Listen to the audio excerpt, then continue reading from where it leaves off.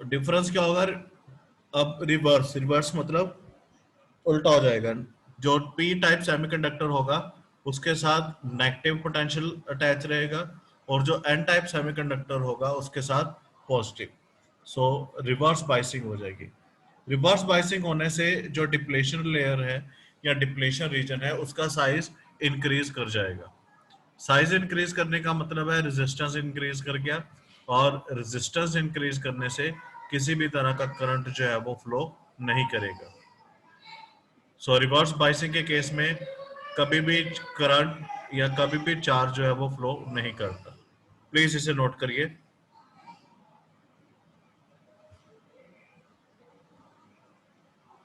So when the negative terminal of battery is connected to P region, positive terminal, and N connected,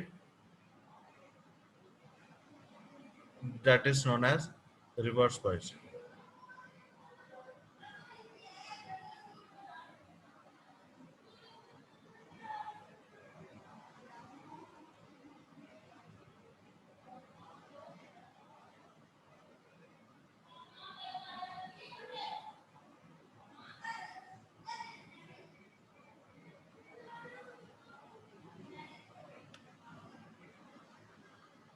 note करो बेटा अच्छे से, इसे ध्यान से समझना। कहीं भी किसी टॉपिक पे कोई हो डाउट तो बताना मुझे।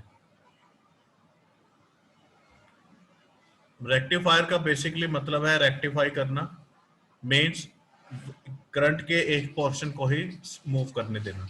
इसकी कंस्ट्रक्शन देखिए, फर्स्ट दो तरह के रेक्टिफायर है हमारे पास। One is half wave rectifier and other is full wave rectifier. This is a primary coil, number of turns ज्यादा है तो आपको शो हो जाएगा। प्राइमरी कॉइल के साथ हमने एक सर्किट में सेकेंडरी कॉइल रखी।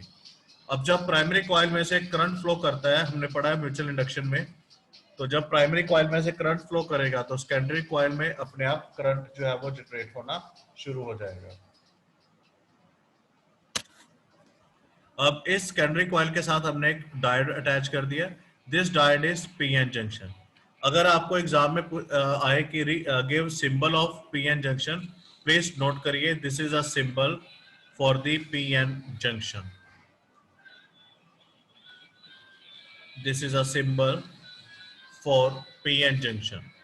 जो ट्राइंगल पोर्शन है, that triangle portion is P,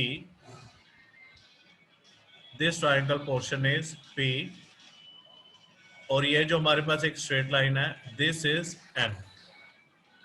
तो हमने एक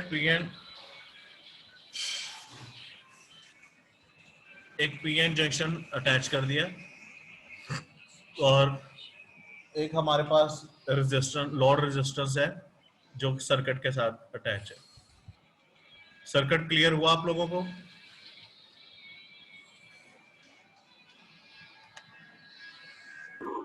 Yes, sir. Yes, sir.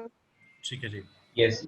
तो हम जब यहां से करंट फ्लो करेगा, करंट फ्लो करने के बाद ये आउटपुट आ गई इसकी। देखिए, करंट जो होता है उसकी दो वैल्यू होती है, one is positive and other one is negative. याद है वेव जैसे मूव करती है अपवर्ड एंड डाउनवर्ड, एक पॉजिटिव और एक नेगेटिव। जब इसमें फर्स्ट वेव मूव करेगी तो अपर पार्ट पे पॉजिटिव आ जाएगा और लोअर पार्ट पे नेगेटिव। अब आप इस सर्किट को ध्यान से देखें, अगर इस पे के ऊपर पॉजिटिव है तो ये पॉजिटिव पॉजिटिव के साथ अटैच है, और एन नेगेटिव ये थ्रो लोड रेजिस्टेंस नेगेटिव के साथ अटैच है। पॉजिटिव पॉजिटिव नेगेटिव नेगेटिव, तो हमारे पास कौन सी बाइसिंग होगी? फॉरवर्ड या रिवर्स? Forward.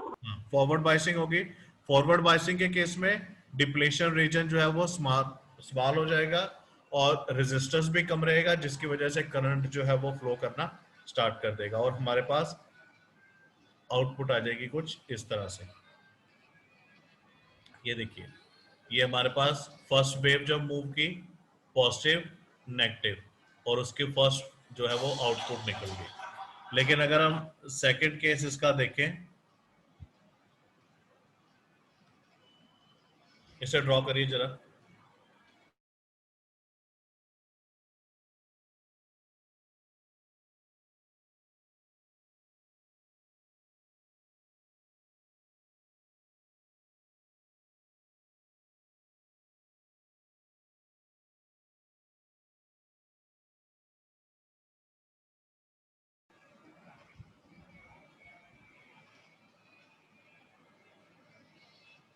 अभी सेकंड के केस में जब लोअर पोर्शन मूव करेगा, लोअर पोर्शन मूव करेगा तो अपर हाफ जो है वो नेगेटिव हो जाएगा और लोअर पोर्शन जो है वो पॉजिटिव हो जाएगा। अब नेगेटिव टर्मिनल अटैच हो गया पॉजिटिव से और पॉजिटिव टर्मिनल अटैच हो गया नेगेटिव से, तो ये हमारे पास कौन सी बाइसिंग होगी? Reverse biasing. और रिवर्स बाइसिंग के केस में जो डिप्लेशन लेयर का साइज है वो इंक्रीज हो जाता है और साइज इंक्रीज होने के बाद रेजिस्टेंस भी इंक्रीज हो जाएगा, जिसकी वजह से किसी की तरह का कोई भी करंट जो है वो फ्लो नहीं करेगा। This is how. क्लियर हो गया बेटा आपको? Yes, sir. Yes, sir. जी।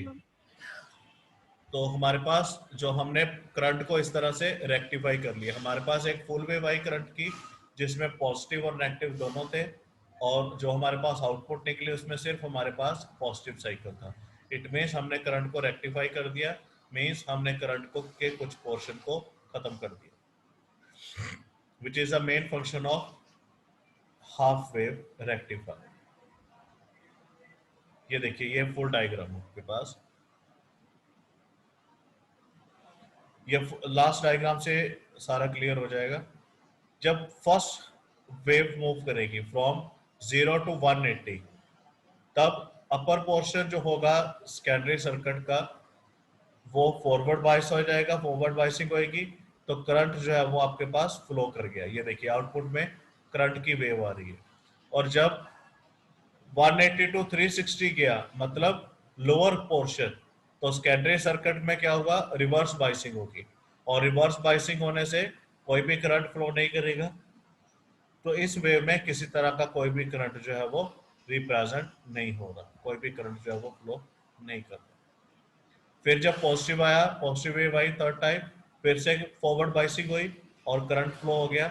जब फोर्थ में लास्ट में हमारे पास नेगेटिव वेव गई, फिर से रिवर्स बाइसिंग हुई, लेकिन कोई भी करंट जो है वो फ्लो नहीं किया। तो हमने एक वेव को, करंट की वेव को, एसी वेव को हमने रेक्टिफाई कर दिया। पहले दो वेव थी हमारे पास, दो portion, positive and negative, crust and trough, लेकिन जब रेक्टिफाई किया तो हमारे पास सिर्फ एक फॉरवर्ड बाइसिंग या अपर क्रस्ट ही बची। So this is about half wave rectifier.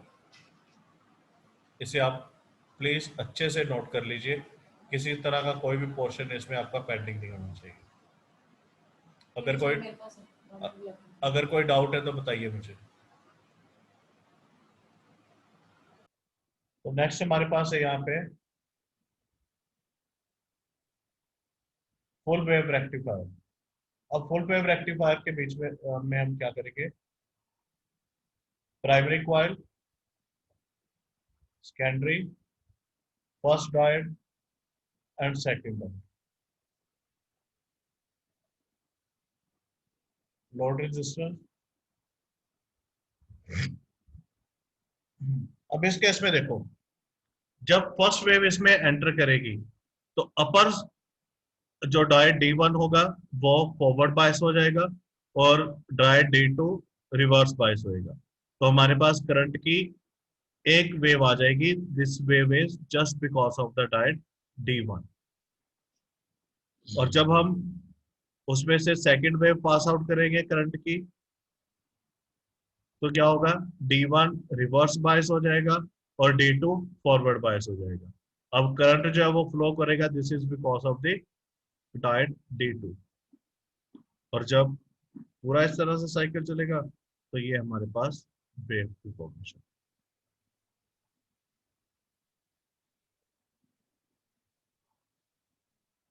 So this is about full wave rectifier. Half wave में हमारे पास अपर पोर्शन था, लोअर पोर्शन नहीं था, लेकिन इसमें पूरी की पूरी वेव को हमने रेक्टिफाई कर दिया और हमारे पास सिंगल टर्न की वेव आ गई।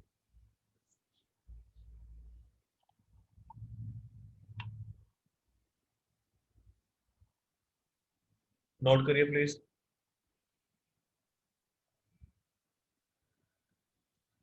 ये आपके सिलेबस में नहीं है खत्म।